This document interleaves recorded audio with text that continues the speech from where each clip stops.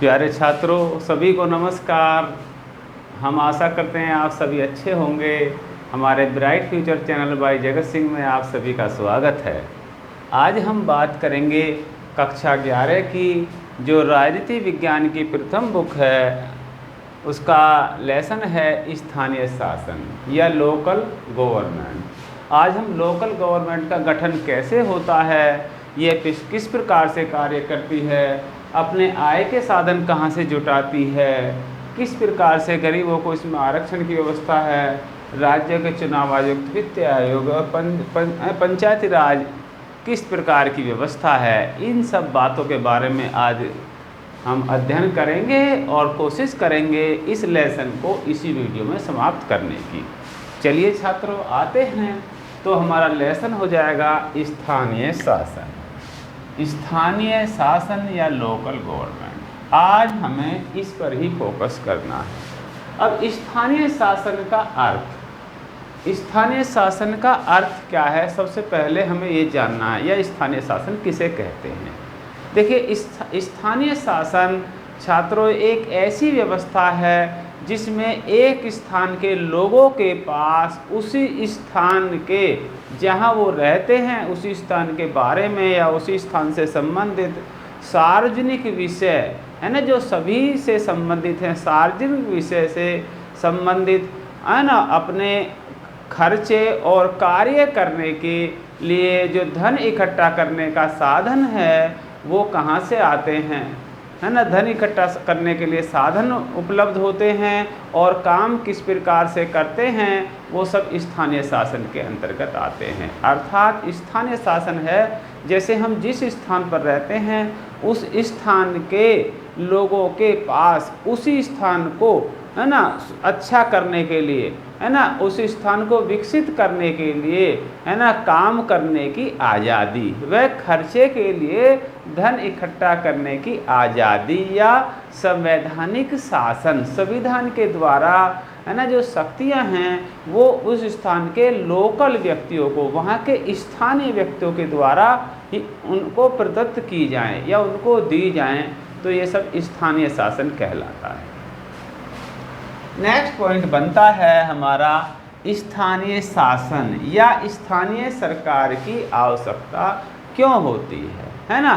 स्थानीय शासन या स्थानीय सरकार की आवश्यकता क्यों होती है। छात्रों, मान लीजिए मैं यहाँ कल्याणपुरी क्षेत्र में रहता हूँ, या ये मान लीजिए मैं दिल्ली से बाहर कलकत्ता है ना या मुंबई किसी और दूसरे राज्य में रहता हूँ और मुझे वहाँ के विकास कार्यों से संबंधित है ना कुछ काम कराना है, तो मैं दिल्ली आऊँगा उसके लिए, और फिर वहाँ से कहाँ से धन इकट्ठा करना, और यहाँ पर सारे देश के लोग अपने विकास कार्यों के लिए जो हमारी केंद्रीय सरकार या संघीय सरकार दिल्ली में विराजमान है उसके पास आ जाए तो कामों की कितनी लंबी लाइन लग जाएगी, बड़ा मुश्किल हो जाएगा।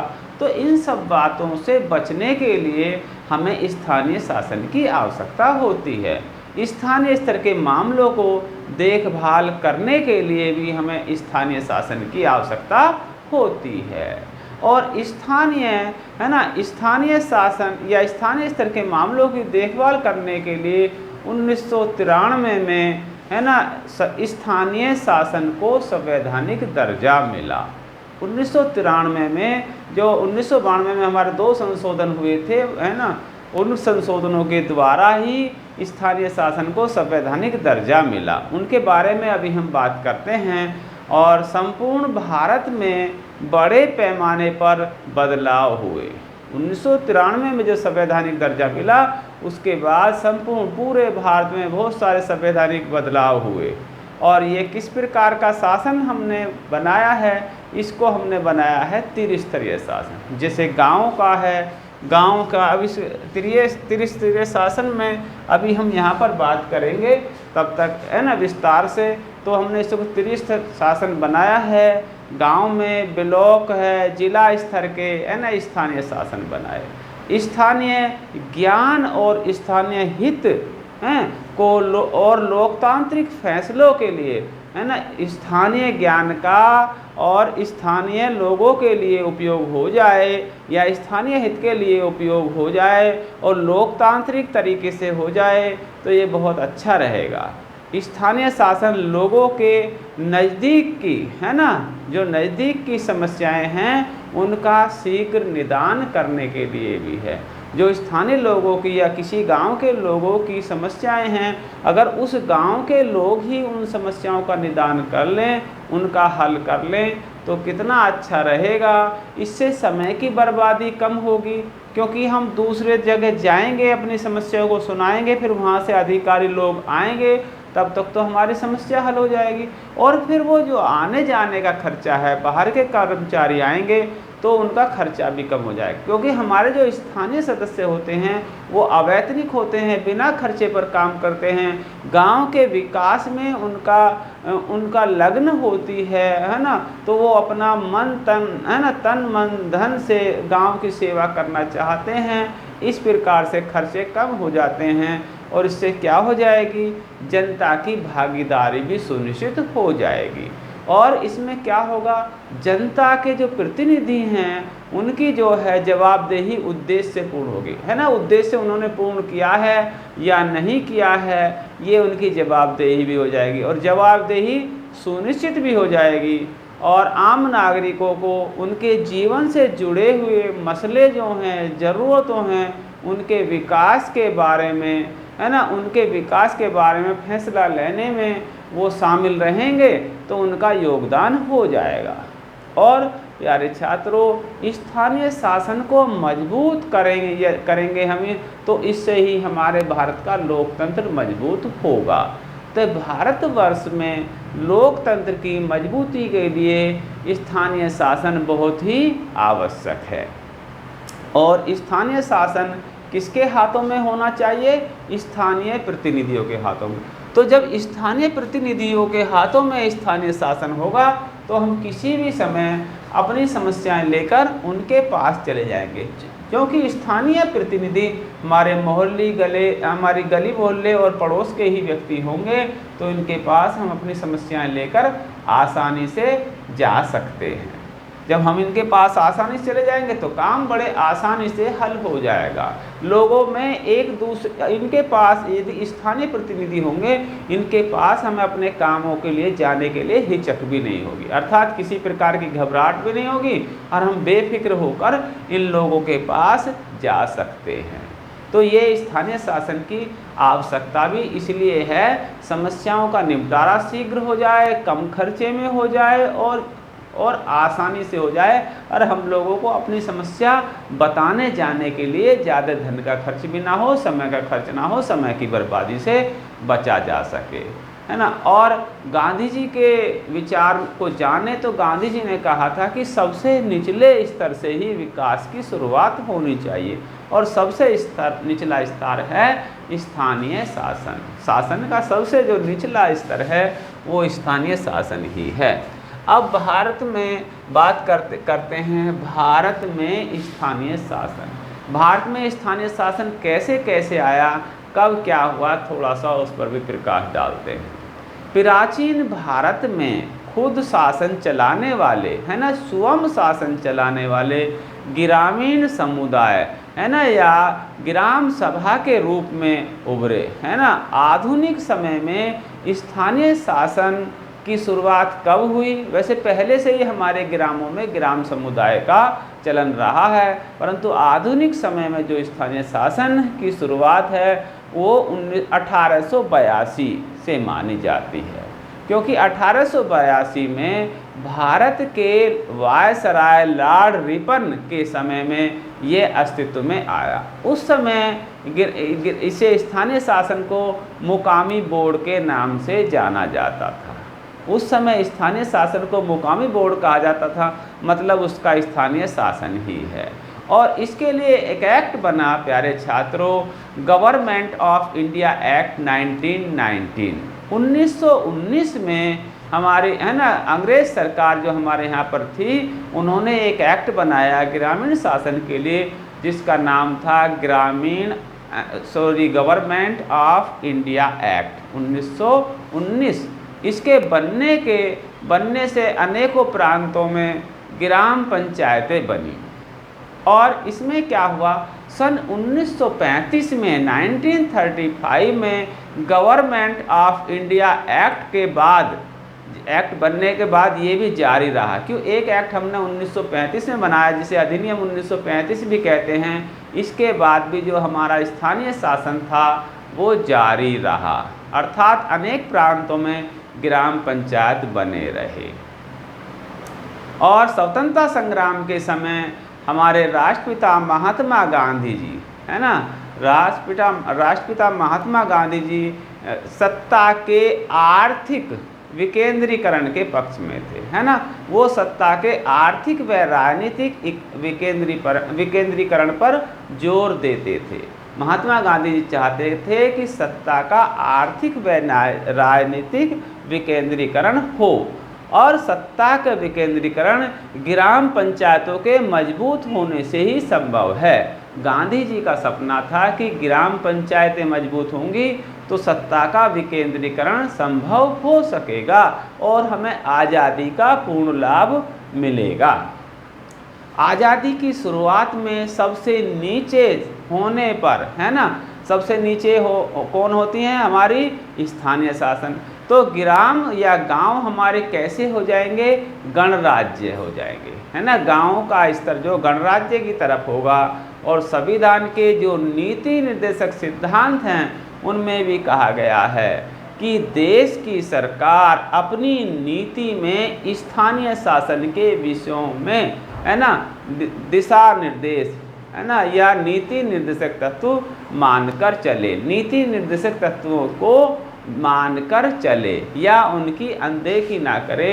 जो नीति निर्देशक तत्वों में बात कही गई हैं उस पर चले, है ना, उस पर अमल करें। और नेक्स्ट बात आती है हमारी, अब हम यदि बात करें स्वतंत्र भारत में स्थानीय शासन। स्वतंत्र भारत में, या हम जब आज़ाद हुए 1947 से, उसके बाद स्थानीय शासन का विकास किस प्रकार से हुआ है। तो 1952 का सामुदायिक विकास कार्यक्रम, सामुदायिक विकास का जो कार्यक्रम है ये लेकर आए थे हमारे प्रथम प्रधानमंत्री पंडित जवाहरलाल नेहरू जी, है ना। तो उनका जो सामुदायिक विकास कार्यक्रम है उसके लिए एक प्रस्ताव, ग्रामीण विकास कार्यक्रम के तहत एक त्रिस्तरीय पंचायती राज व्यवस्था की शुरुआत, त्रिस्तरीय पंचायती राज व्यवस्था की शुरुआत की गई। और क्या है, 1959 में 1959 में इसके लिए सिफारिश की गई त्रिस्तरीय शासन की। ये निकाय वित्तीय मदद के लिए केंद्रीय सरकारों पर ज़्यादा निर्भर थे। उस समय जो हमारे स्थानीय शासन या स्थानीय निकाय थे ये अपने खर्चे के लिए या इनके आमदनी के कोई साधन नहीं थे, इसलिए केंद्रीय सरकारों पर निर्भर थे। और 1987 के बाद स्थानीय शासन के गहन पुनरावलोकन की शुरुआत हुई। 1987 के बाद स्थानीय शासन के गहन पुनरावलोकन, उस पर पुनः विचार करने के लिए ज़्यादा गहनता से शुरुआत हुई। सन 1989 में 1989 में पी.के. थुंगल समिति ने स्थानीय शासन को संवैधानिक दर्जा दिए जाने की सिफारिशें की, है ना। एक समिति बैठाई गई, उसने पी.के. थुंगल समिति जो थी उसने स्थानीय शासन को, है ना, संवैधानिक दर्जा मिले ये सिफारिशें सरकार से की। और संविधान का 73वां और 74वां संविधान संशोधन जो 1992 में किया गया, उसके तहत 1993 में इनको लागू किया गया। अब बात करते हैं हम त्रिस्तरीय बनावट। जो 73वां जो संविधान संशोधन है ये ग्रामीण से संबंधित है। 73वां जो संशोधन है ये ग्रामीण विकास से संबंधित है। इसमें क्या होगा, इसमें सबसे पहले बात करें हम ग्राम पंचायत, ग्राम पंचायत, और नंबर 2 पर बात करेंगे हैं ब्लॉक पंचायत। ब्लॉक पंचायत, इसको ब्लॉक पंचायत को कुछ जगह तालुका, कहीं पर मंडल और कहीं पर अन्य नामों से भी जाना जाता है। ठीक है, तालुका है ना, ब्लॉक, तालुका, मंडल, अन्य नामों से भी जाना जाता है, वहाँ के स्थानीय नामों से। और तीसरी बात करेंगे हम जिला पंचायत।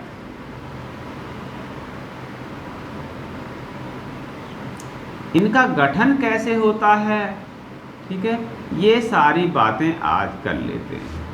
देखिए, अब सबसे पहले हम ग्राम पंचायत की बात करते हैं। जब हम ग्राम पंचायत में चुनाव के लिए जाते, देखिए ग्राम पंचायत के चुनाव के लिए वह स्त्री पुरुष या अन्य जिनकी उम्र वर्तमान में 18 साल हो गई है, इस चुनाव में भाग लेने के लिए सक्षम है, अर्थात वो वोट डालने के अधिकारी हैं। गांव में एक पद होता है प्रधान का, एक पद होता है उप प्रधान का, उप प्रधान, और कुछ होते हैं सदस्य। इनकी संख्या निर्धारित नहीं है, ये होते हैं पॉपुलेशन के अनुसार। तो ग्राम का जो प्रधान होता है, ग्राम के प्रधान का चुनाव हम प्रत्यक्ष विधि से करते हैं, अर्थात जनता द्वारा गांव के प्रधान के लिए मतदान होता है। और चूंकि हमारे यहाँ जो चुनाव पद्धति ये लागू है, जिसको सबसे ज़्यादा वोट मिले वही विजयी। तो जिस उम्मीदवार को ग्राम सभा में सबसे ज़्यादा वोट मिलते हैं, वही व्यक्ति गांव का प्रधान होता है। इसके बाद आती है कुछ सदस्यों का चुनाव भी हम साथ के साथ करते हैं। पूरी ग्राम सभा को, ग्राम सभा में एक या एक से ज़्यादा गांव हो सकते हैं, अगर छोटे छोटे गांव में तो एक से ज़्यादा होंगे, बड़े हैं तो एक ही होगा। तो इसमें कुछ सदस्यों का चुनाव भी करते हैं, जैसे 15, 17, 20 लगभग इस प्रकार से, या 12, 13 इस प्रकार से हम सदस्यों का चुनाव करते हैं।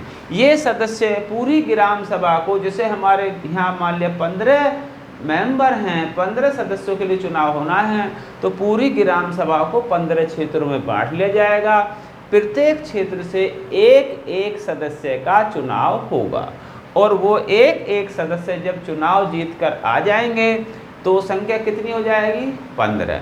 जब 15 सदस्य मिलकर अपने में से ही, है ना, इन सदस्यों में ही एक मुखिया का चुनाव करेंगे, है ना, एक मुखिया का जो चुनाव करेंगे वो गांव का उप प्रधान कहलाएगा। जिसे प्रधान को कुछ जगह मुखिया भी कहते देते हैं, प्रमुख भी कह देते हैं, तो ये उप प्रमुख हो जाएंगे और ये या उप प्रधान हो जाएंगे। तो ये इस प्रकार से हमारे ग्राम सभा का गठन हो जाएगा। तो इस प्रकार से हमने उप प्रधान का चुनाव हमने सदस्यों के द्वारा किया, है ना। ये उप प्रधान का चुनाव, या कहें तो हम जैसे ये प्रत्यक्ष विधि, तो ये अप्रत्यक्ष विधि हो गई, है ना, चुने हुए प्रतिनिधियों के द्वारा इस उप प्रधान का चुनाव होता है। प्यारे छात्रों, प्रधान की जो काम करने की अवधि है वो 5 साल है। 5 साल से पहले किसी कारणवश प्रधान हमारे इस्तीफा दे देते हैं, उनकी मृत्यु हो जाती है, या अन्य किसी कारण से उन पर कोई आरोप लगकर, है ना, ये पद रिक्त हो जाता है, तो इनका पद कौन संभालेंगे, उप प्रधान संभालेंगे। तो उप प्रधान इनके कार्यभार को संभालेंगे, परंतु ये अवधि कितने समय तक रहेगी, 6 महीने के अंदर, 6 महीने तक रहेगी। 6 महीने के अंदर अंदर हमें दोबारा से गांव के प्रधान का चुनाव कराना होगा, जिसे हम उपचुनाव कहेंगे। ये बात आपको समझ में आ गई होगी शायद, ग्राम प्रधान, उप प्रधान और सदस्यों की। इसके बाद नेक्स्ट बात करते हैं हम ब्लॉक पंचायत। अब ब्लॉक पंचायत का चुनाव किस प्रकार से होता है, यहाँ पर सदस्य चुने जाते हैं। कितनी आबादी होती है ब्लॉक के अनुसार, ये सब जगह के एक संख्या निश्चित नहीं है। आज घनी आबादी तो ज़्यादा सदस्य हो सकते हैं, कम भी हो सकते हैं। तो इन सदस्यों का जो चुनाव होगा, उस क्षेत्र में जितने लोग रहते हैं, है ना, जैसे ब्लॉक पंचायत, कोई एक ब्लॉक पंचायत ले लेते हैं, उस ब्लॉक पंचायत में जितने लोग रहते हैं और वहाँ पर कितने सदस्यों का चुनाव होना है, उतने पार्ट्स में उसको डिवाइड कर लेते हैं। मान लिया यहाँ पर हम 25 सदस्यों का चुनाव करते हैं, तो पूरे ब्लॉक पंचायत को हम 25 पार्ट्सों में बांट लेंगे, है ना, उसका परिसीमन कर लेंगे। और परिसीमन होने के बाद अपने अपने निश्चित क्षेत्रों में जो वहाँ के नागरिक हैं जिनकी उम्र 18 साल है वो वोट डालेंगे, अपने अपने क्षेत्र का एक एक प्रतिनिधि चुनेंगे। और जब वे सारे प्रतिनिधि चुनकर आ जाएंगे तो वे अपने में से ही एक ब्लॉक प्रमुख का चुनाव करेंगे। उसे क्या कहलाएंगे? ब्लॉक प्रमुख। सदस्यों के अंदर से एक ब्लॉक प्रमुख का चुनाव होगा जो पूरे ब्लॉक का देखने का काम करेगा और ये सारे सदस्य उसके अधीन रहकर काम करेंगे। इनमें से भी इसकी कार्य अवधि भी 5 वर्ष ही है। यदि 5 वर्ष से पहले इसके साथ कोई दुर्घटना हो जाती है, अपना पद त्याग देते हैं, तो इन्हीं सदस्यों में से दोबारा से फिर चुनाव होगा। ये सदस्य अपने में से ही एक ब्लॉक प्रमुख का चुनाव करेंगे और वो फिर आगे के लिए कार्य करेंगे। तो इस प्रकार से ये काम चलेगा। ये यहाँ तक बात समझ में आ गई होगी। इसके बाद हम बात करेंगे जिला पंचायत। अब जिला पंचायत के भी सदस्य होते हैं। सदस्य पूरे जिले को जितने सदस्य चुने जाने हैं उतने हिस्सों में बांट लिया जाएगा और प्रत्येक क्षेत्र से एक एक सदस्य का चुनाव होगा। मान लिया यहाँ से हम मान लेते हैं 35 सदस्य चुन लेते हैं। किसी क्षेत्र में कितना ही मान लेते हैं क्योंकि ये निश्चित नहीं है। 35 सदस्यों का चुनाव हमें करना है, तो इसमें जो पूरे जिले को 35 भागों में बांट लिया जाएगा। प्रत्येक जिले से एक एक सदस्य का चुनाव होना है। जब ये सदस्य चुनकर आएंगे तो ये सदस्य इनकी एक मीटिंग होगी और अपने में से एक जिला प्रमुख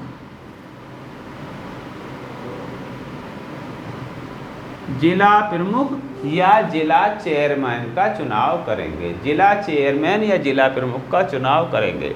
यहाँ पर मुझे याद आ गया, ब्लॉक चेयरमैन भी कह देते हैं, ब्लॉक प्रमुख को ब्लॉक चेयरमैन भी कह देते हैं। यहाँ जिला प्रमुख या जिला अध्यक्ष या जिला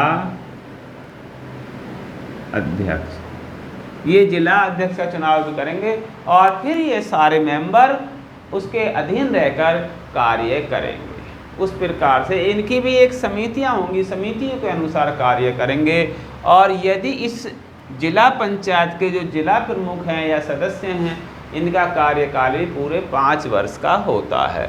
यदि ये जिला पंचायत किसी वजह से जिला पंचायत प्रमुख या जिला प्रमुख किसी वजह से अपना स्थान त्याग देते हैं, तो इन सदस्यों में से दोबारा से एक चुनाव करके हम जिला प्रमुख का चुनाव या जिला चेयरमैन का चुनाव कर लेंगे और फिर इस प्रकार से अपने 5 साल पूरे करेंगे। तो ये थी हमारी त्रिस्तरीय बनावट। त्रिस्तरीय बनावट में कौन से आगे? नंबर 1 ग्राम पंचायत, नंबर 2 ब्लॉक पंचायत और नंबर 3 पर आगे जिला पंचायत। आप यहाँ तक समझ गए होंगे, ग्राम पंचायत, ब्लॉक पंचायत, जिला पंचायत, इन सदस्यों का गठन किस प्रकार से हुआ, है ना, और इनके पद त्यागने के बाद क्या क्या प्रक्रिया हो सकती है, ये भी आपने जान लिया। ठीक है, इसके बाद बात करेंगे चुनाव। तो चुनाव हमने जान लिया। चुनाव 5 वर्ष बाद होते हैं, प्रत्येक 5 वर्ष बाद चुनाव होते हैं। ये राज्य सरकार के अधीन हैं, है ना, ये जो स्थानीय शासन है राज्य सरकार के अधीन हैं या स्टेट गवर्नमेंट के अंडर में हैं और वो इनको 5 साल से पहले भी निरस्त कर सकती हैं, डिसमिस कर सकती हैं। तो 5 साल भी चल सकते हैं, 5 साल से पहले भी जो वहाँ की राज्य सरकारें हैं वो इस चुनाव को रद्द कर सकती हैं और दोबारा से चुनाव करा सकती हैं। तो ये चुनाव की जो बात है, ये चुनाव पूरे 5 वर्ष के लिए होता है अमूमन तो, और इससे पहले भी इसको ख़त्म किया जा सकता है।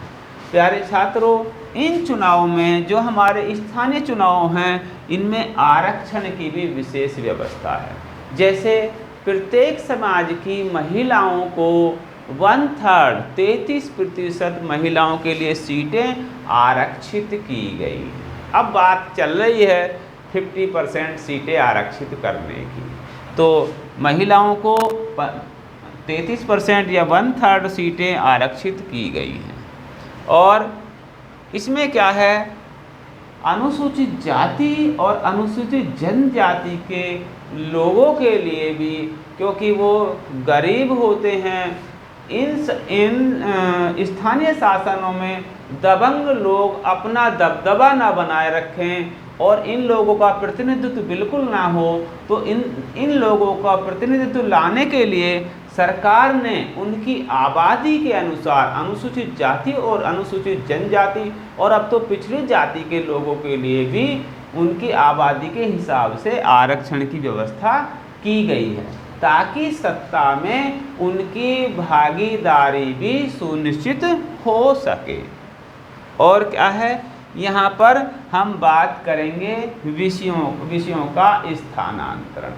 विषयों का स्थानांतरण कैसे है? 29 विषय ऐसे हैं जो पहले है ना राज्य सूची से पंचायती राज्य संस्थाओं को स्थानांतरित किए गए, है ना। जो हमारी पहले राज्य सूची में थे, अब उनको पंचायती स्थानीय निकायों को स्थानांतरित किया गया है। ये विषय ज़्यादातर किससे संबंधित हैं? स्थानीय निकायों से संबंधित हैं। इनके विकास और कल्याण, इनके विकास और कल्याण,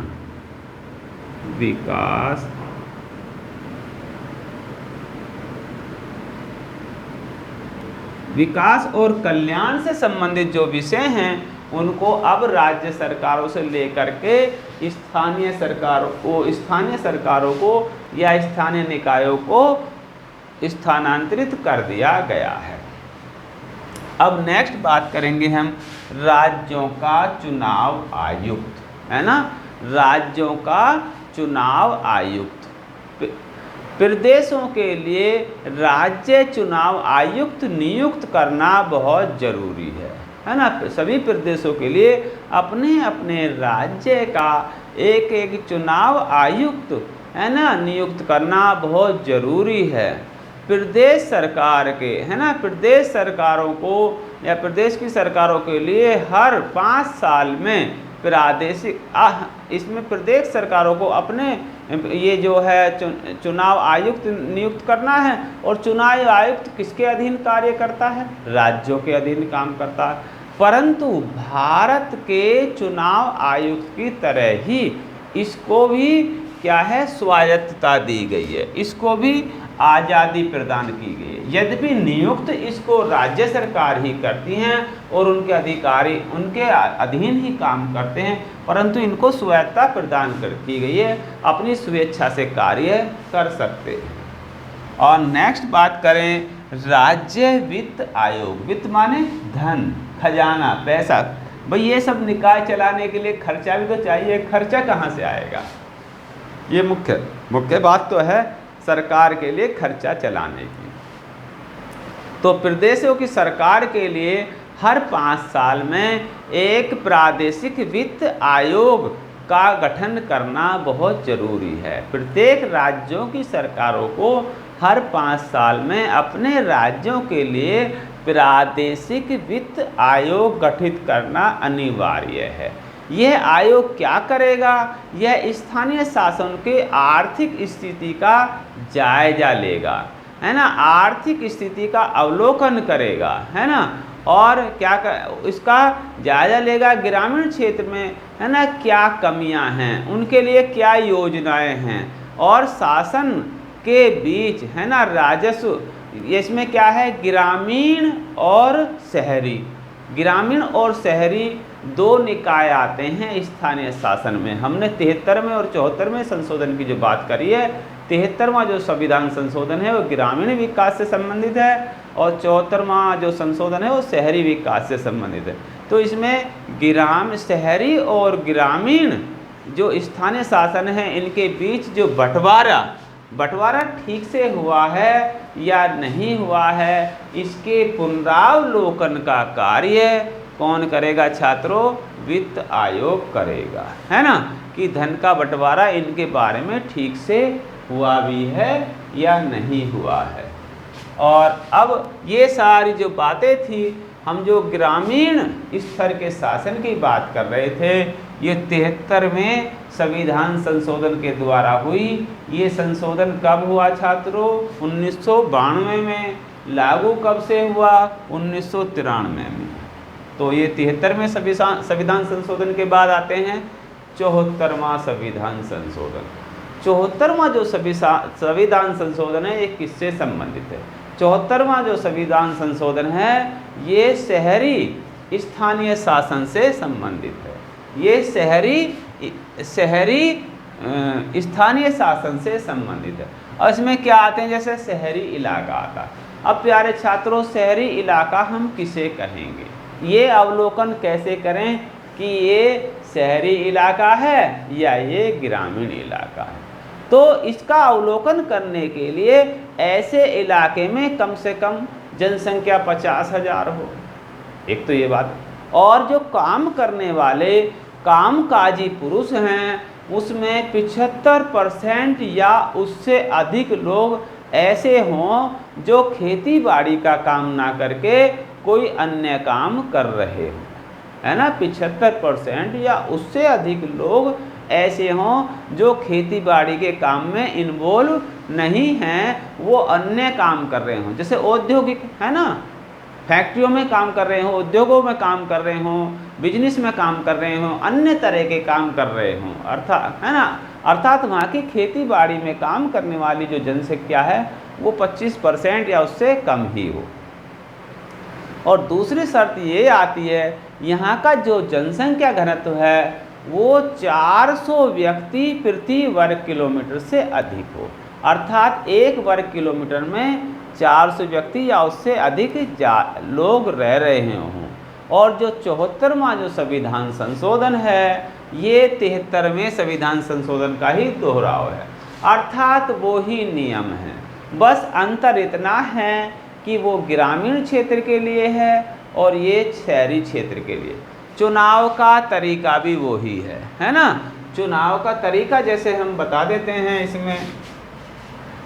इसमें क्या होता है, हमारे जो बड़े बड़े शहर हैं उनको महानगर निगम, और उससे जो छोटे शहर हैं दूसरे नंबर के उनके नगर निगम, और सबसे छोटे जो छोटे कस्बे हैं उनको नगर पालिका के नाम से जाना जाता है। नगर पालिका या नगर निगम या महानगर निगम, है ना, इसके मैं एक निगम शब्द लिखता हूँ। अब इसके लिए चुनाव कैसे होगा? इसमें सदस्यों का चुनाव होता है।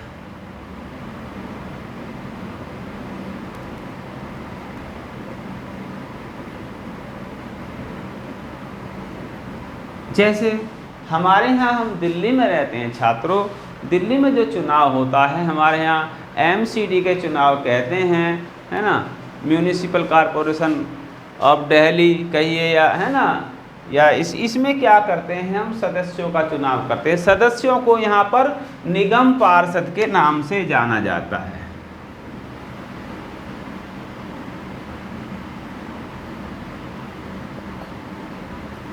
यहाँ सदस्यों को छात्रों किस नाम से जाना जाता? निगम पार्षद, या कुछ जगह इनका नाम है सभासद।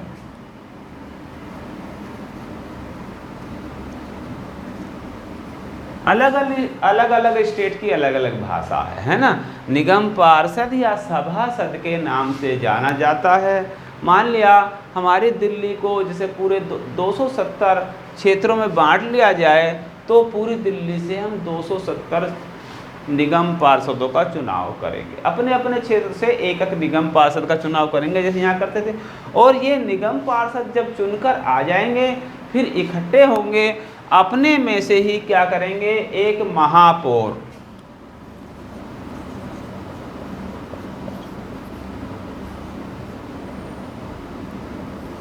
ये एक महापौर का चुनाव करेंगे और वो महापौर फिर पूरे 5 साल के लिए शासन करेंगे, है ना। इस प्रकार से शासन व्यवस्था। यदि ये महापौर, क्योंकि यह चुनाव भी पूरे 5 साल के लिए होता है, परंतु यदि ये महापौर किसी वजह से पद त्याग देते हैं, कुछ इन पर आरोप लग जाता है या मृत्यु हो जाती है, कोई दुर्घटना हो जाती है, कार्य करने लायक नहीं रहते हैं, या स्वेच्छा से पद त्यागने की स्थिति में इन निगम पार्षदों में से ही दोबारा से चुनाव होगा और फिर इस महापौर का चुनाव हो जाएगा और ये कार्यरत हो जाएगा। यदि किसी निगम पार्षद की समय से पहले मृत्यु हो जाए या किसी कारण से पद त्याग कर दें तो इनके लिए भी 6 महीने के अंदर चुनाव करा जाता है, जिसे उपचुनाव कहते हैं। ऐसा ही छात्रों मुझे याद आया, जिला पंचायत ब्लॉक पंचायत में भी होता है, यहाँ भी 6 महीने के अंदर अंदर चुनाव कराया जाता है। तो इस प्रकार से ये हमारी संरचना शहरी क्षेत्रों के लिए है। और इसमें बात करें 73वें तथा 74वें संविधान संशोधन का क्रियान्वयन मतलब उसे किस प्रकार से कार्य कर रहा है। देखिए, अब यदि हम बात करें 1993 से अब तक, इस अवधि में सभी प्रदेशों में कई बार चुनाव हो चुके हैं, अनेकों बारों चुनाव हो चुके हैं।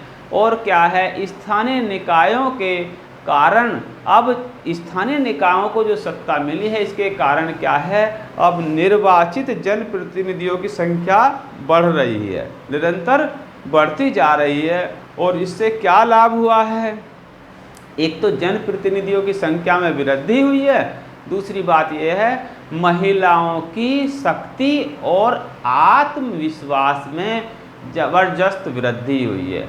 अर्थात महिलाओं की शक्ति बढ़ी है, महिलाओं का आत्मविश्वास बढ़ा है, वो भी अब घरेलू काम को छोड़कर हमारी राजनीति में सक्रिय रूप से भागीदारी निभा रही हैं। अब बात करते हैं हम इसके बाद 73वां और 74वें संविधान संशोधन का क्रियान्वयन हो गया। अब किन किन विषयों को इसमें स्थानांतरित किया गया है, तो कुछ विषयों पर चर्चा कर लेते हैं, किन किन विषयों को इसमें स्थानांतरित किया गया है। संविधान के संशोधन ने 29 विषयों को स्थानीय शासन के हवाले कर दिया है। अर्थात 29 विषय 29 सब्जेक्ट ऐसे हैं जो पहले राज्य सूची में आते थे, अब उनको स्थानीय सरकारों या स्थानीय शासन के हवाले कर दिया गया है। और ये सारे विषय कौन से हैं, ये सारे के सारे विषय स्थानीय विकास तथा कल्याण की ज़रूरतों से संबंधित हैं। स्थानीय विकास या स्थानीय कल्याण की ज़रूरत वाले हैं, जैसे कृषि, लघु सिंचाई है ना, कृषि जानते हैं, खेती बाड़ी और उसके लिए सिंचाई है ना, सिंचाई के साधन है, जल प्रबंधन, जल संचयन का विकास। हम अब आजकल हमारे छात्रों, हमें जल संचयन की भी आवश्यकता हो गई है।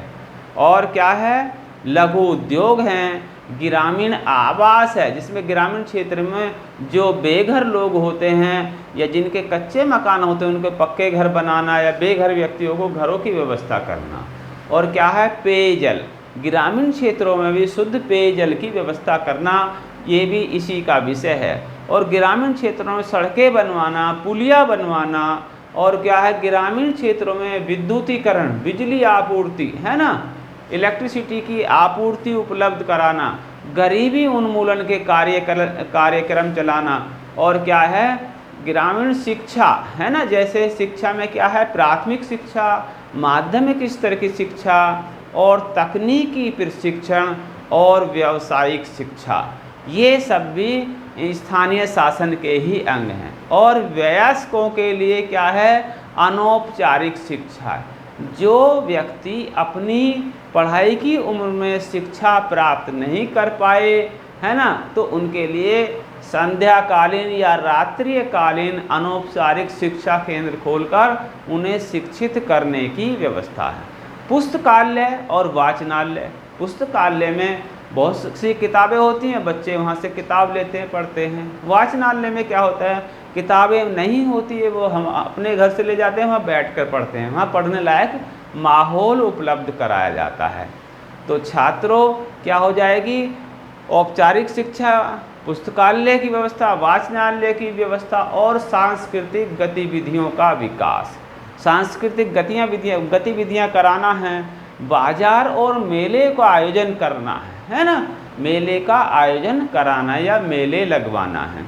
और क्या है, स्वास्थ्य का ध्यान रखना, साफ सफाई, जैसे नालियों की सफाई करवाना, मच्छर ना हो जाएं जिससे बीमारी की संभावना होती है, तो मच्छरों के लिए दवाई छिड़काना है ना, और अस्पताल खुलवाना, प्राथमिक स्वास्थ्य केंद्र खुलवाना, डिस्पेंसरी खुलवाना, ये सारे चीज़ें शामिल हैं। ये ग्रामीण विकास के लिए या शहरी विकास के लिए दोनों में ही जरूरी है। प्यारे छात्रों, परिवार नियोजन के केंद्र खुलवाना, महिला और बाल विकास के कार्यक्रम चलाना, सामाजिक कल्याण के लिए कार्य करना और कमज़ोर दबे कुचले तबकों के लोगों के लिए कल्याणकारी योजनाएं बनाना, खास तौर से अनुसूचित जाति और अनुसूचित जनजाति के लोगों के है ना कल्याण के लिए कार्य करना, ये सब भी हमारे स्थानीय शासन के ही कार्य हैं। अब बात आती है, हम बात करते हैं कुछ महत्वपूर्ण तिथियों की जो हमें याद रखनी थी। इस सारे लेसन में कुछ महत्वपूर्ण तिथि या घटनाएं हैं, उनके बारे में एक बार हम चर्चा कर लेते हैं। प्यारे छात्रों, 1882 में भारत में स्थानीय शासन के निर्वाचित निकाय अस्तित्व में आए।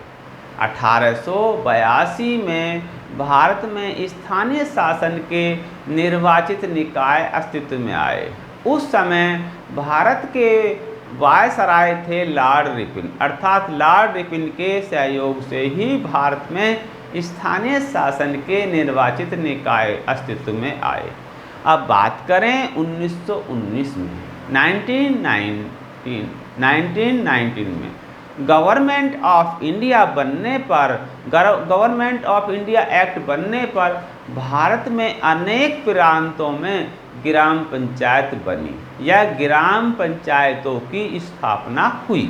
1919 के बाद जब भारत में गवर्नमेंट ऑफ इंडिया एक्ट बना, उसके बाद है ना बहुत से राज्यों में ग्राम पंचायतों का गठन किया गया। ठीक है, ये मुख्य रूप से जहाँ डायरेक्ट ब्रिटिश शासन था वहाँ पर ही लागू होता है, जहाँ रजवाड़े या राजाओं का शासन था वहाँ पर ये लागू नहीं हुआ। 1952 की बात करें, अब 1952 में तो हमारे देश को आज़ादी मिल चुकी थी, तो तब स्थानीय शासन के निकाय बनाने के लिए, स्थानीय शासनों के निकायों को गठित करने के लिए सामुदायिक विकास कार्यक्रम चलाए गए या सामुदायिक विकास कार्यक्रम बनाए गए। अब बात करें 1987 में, 1987 में क्या किया गया, स्थानीय शासन की जो संस्थाएं हैं इनके गठन का पुनरावलोकन आरंभ किया गया कि इनके गठन से क्या हो सकता है। पुनरावलोकन कहते हैं उस कार्य को जांचना, देखना दोबारा से। 1989 में पीके थुंगन समिति जो बनी थी, उसने स्थानीय शासन के निकायों को संवैधानिक दर्जा प्रदान करने के लिए सिफारिशें की, है ना। जो पीके थुंगन समिति ने अपनी रिपोर्ट पेश की, उसमें क्या कहा गया, स्थानीय शासन संबंधी है ना, जो स्थानीय शासन हैं उनको संवैधानिक दर्जा प्रदान किया जाए। ये पीके थुंगन समिति की रिपोर्ट थी। और 1992 में क्या हुआ छात्रों, संविधान के 73वें और 74वें संविधान है ना संशोधन किए गए। जो स्थानीय शासन से संबंधित संशोधन थे, इनको संसद में पेश किया गया और संसद से पारित कराया गया, या ये कहें कि ये स्थानीय शासन के लिए कानून बन गया। कानून कब बना, 1992 में। 1993 में जो ये कानून बना, कौन सा, 73वें और 74वें संविधान संशोधन का ग्रामीण स्थानीय शासन और शहरी क्षेत्र का स्थानीय शासन इसे लागू किया गया। प्यारे छात्रों, 1994 की घटना जो हमारे देश से अलग है उसे भी बता देते हैं। 1994 में क्या हुआ, लैटिन अमेरिका के देश बोलिविया में पॉपुलर पार्टिसिपेशन लॉ लागू किया गया, जिसे हम अपनी भाषा में कहेंगे जन भागीदारी कानून। जन भागीदारी कानून के अंतर्गत विकेंद्रीकरण करके सत्ता स्थानीय स्तर को सौंपी गई। अतः ये स्थानीय शासन का जो सब्जेक्ट है ये सिर्फ भारत में ही नहीं छात्रों विदेशों में भी लागू होता है।